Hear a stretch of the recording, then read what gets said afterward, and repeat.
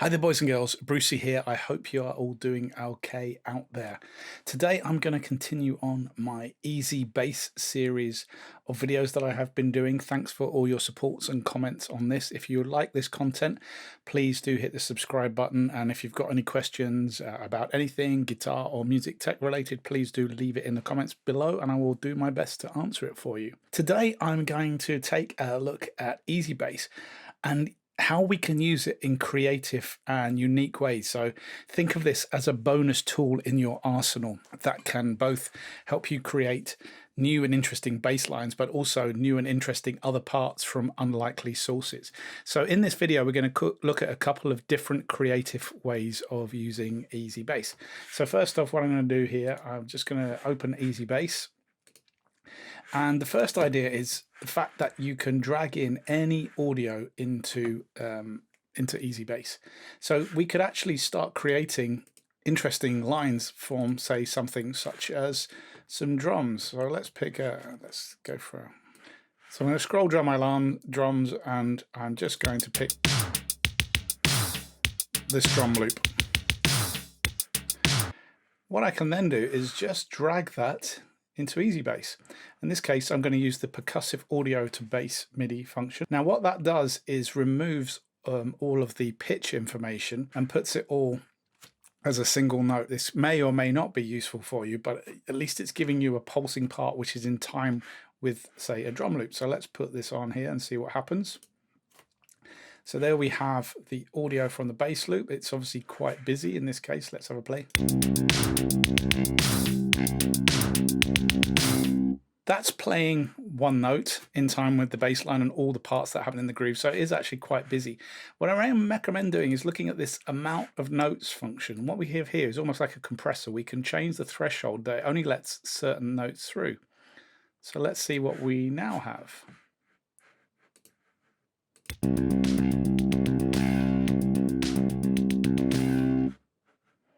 Okay, it's slightly more interesting.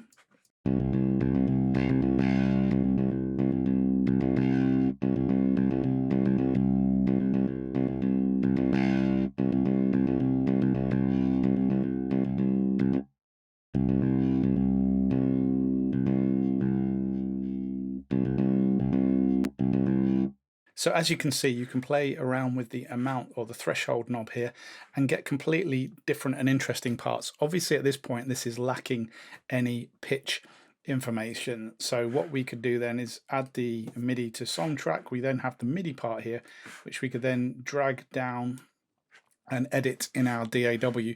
You can, of course, actually edit it with inside EZBass as well. But the reason I'm doing this will become clear in a second. What I'm going to do now is I'm just going on this channel here. I have Spectrasonic's Trillion lined up, another completely different, a bass plugin, but I've got a bass synth here. So I'm just going to copy that down, mute this track for a minute, and now we have this.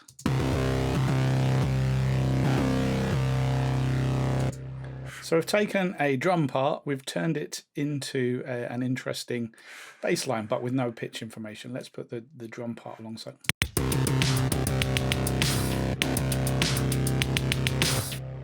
So what we can now do is start experimenting by moving notes around a little.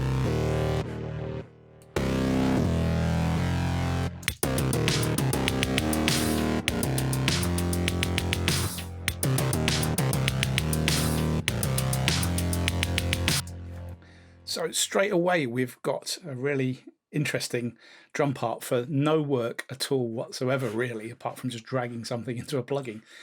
We can also then take this line perhaps and drag it down. I have an instance of Serum here, and we could actually make a lead line out of this perhaps. So I'm going to transpose that up a couple of octaves.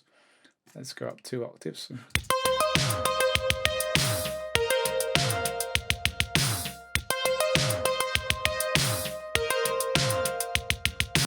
So from a drum part, we suddenly have a lead line. Again, we could maybe put the bass part back on there. Let's take that back.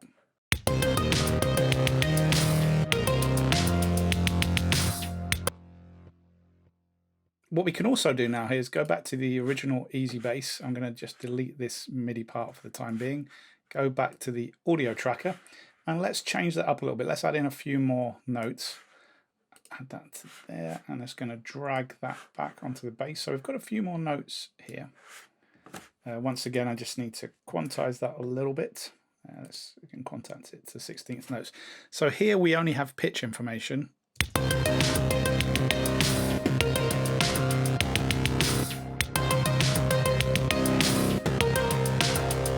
So again, let's just add a little. So again, you're free. Feel free to, you can easily play around with different scales, different ideas, different.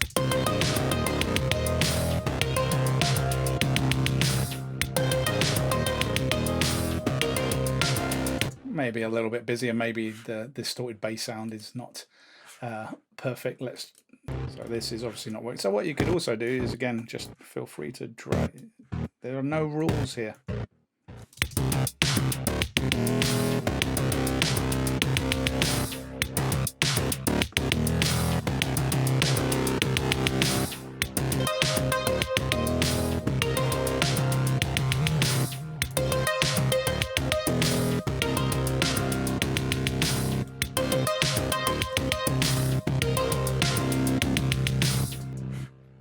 So that is using a drum machine. What we've done here is used a full range drum loop to create these sounds. Another way you can approach this is actually just to get the kick part of the drum loop if you have a drum loop. So again, we'll stick with the same drum loop here.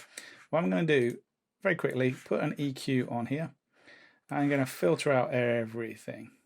And to help the algorithm, I'm just going to boost the bass a little bit.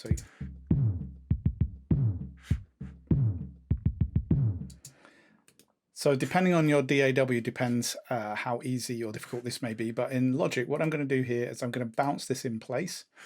And you'll see here, I have to make sure that the bypass effects plugin is off because I want the EQ to be applied to a new piece of audio. So I have a new drum loop here. Unfortunately, you can't drag directly from the tracking pane into the plugin. Anyway, I need to create a new session here. If I go to my project page, I will have the audio here and I can just drag that in. Okay, again, in this case, I want to select percussive audio to bass. Let's click OK. And we now have a new bass line.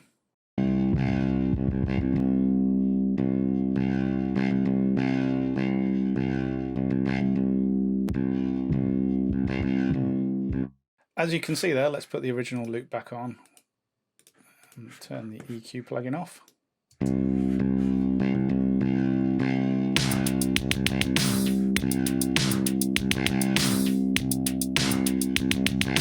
We've got a bass part which is following the drum loop, or at least the kick drum part of the drum loop, quite accurately. So that is a really awesome feature to create very, very quick loops. So again, we could go into the grid editor here. So if we add this here, we can then go into the grid editor here, for example, and maybe create a little.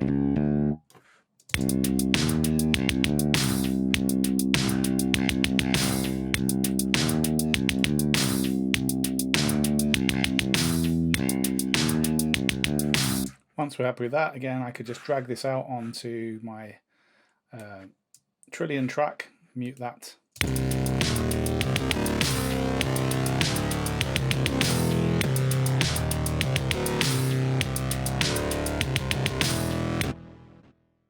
So there you go. That is a really easy way to create bass lines and lead parts simply from percussive parts. And of course, you can go online and download a million loops. If you've got Logic or other DAWs, you'll find there are a million other loops. Of course, you can be as experimental as you want with this and come up with new and exciting lines without really having to think too much. So this is really great if you're stuck in a creative block or looking for something new. You can use EZBass to create brand new parts. So this is just one of the ways that you can use EZBass creatively to create more than just bass lines. I will be doing another video very shortly to show you another technique you can use again to create creative bass parts, lead parts, and even chordal parts using EZBass. I hope you found that useful. Please do hit the subscribe button if you want more content like this. Please do leave a comment in the box below if you have any further questions. I've been Brucey. Take care, my friends.